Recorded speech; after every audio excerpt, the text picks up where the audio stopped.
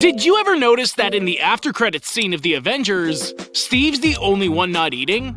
This is because he had shaved his head and grown out a beard for his role in Snowpiercer by the time he was called in to do this scene, so his beard had to be covered with a prosthetic jaw.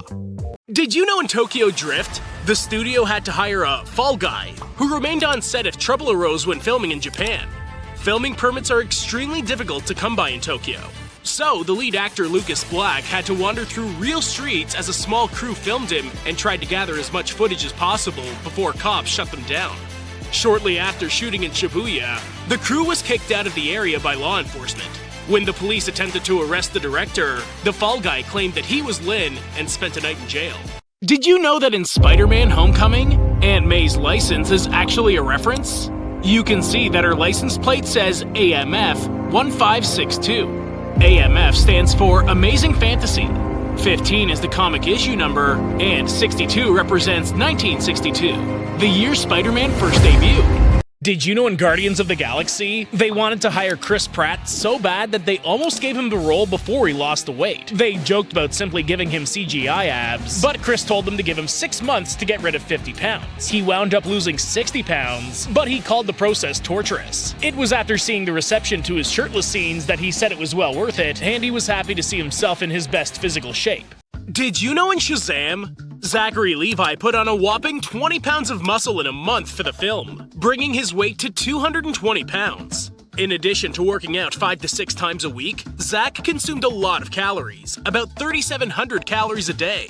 In other words, he consumed about 1,000 more calories per day than was recommended. However, even with such a massive diet, he still couldn't reach the 5,000 calories a day consumed by Ben Affleck and Henry Cavill for their DC movie roles. Moreover, despite Levi working out for the role, he still had a slender physique, so he had to wear a padded Shazam suit. Did you know in Pulp Fiction, in the pivotal and somewhat gnarly scene in which John Travolta's character plunges the hypodermic needle into Uma Thurman's chest to revive her, it appears as though the scene would be done with special effects or a fake chest. This was director Quentin Tarantino's original idea, but he decided to change his mind and film it with Travolta pulling the needle up and out of her chest, and then running the film backwards. In what's become an edge-of-the-seat, hard-to-watch for some scene, Tarantino showed an inventive way to film it and appear as realistic as possible.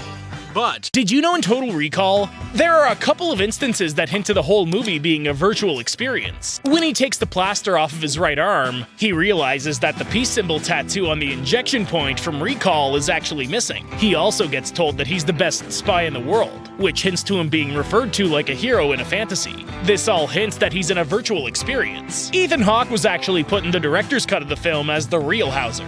Did you know in Nobody, the movie based on Bob Odenkirk's experience, who actually dealt with a home invasion by trapping the burglars in the basement? The way the authorities handled the situation had frustrated him, and he thought about how he'd take matters into his own hands if he was a badass. And in the movie, he played one, training for 2 years in preparation for his role and doing almost all of his own stunts. The fight scenes even used long cuts to show that it's him doing the moves and not a double.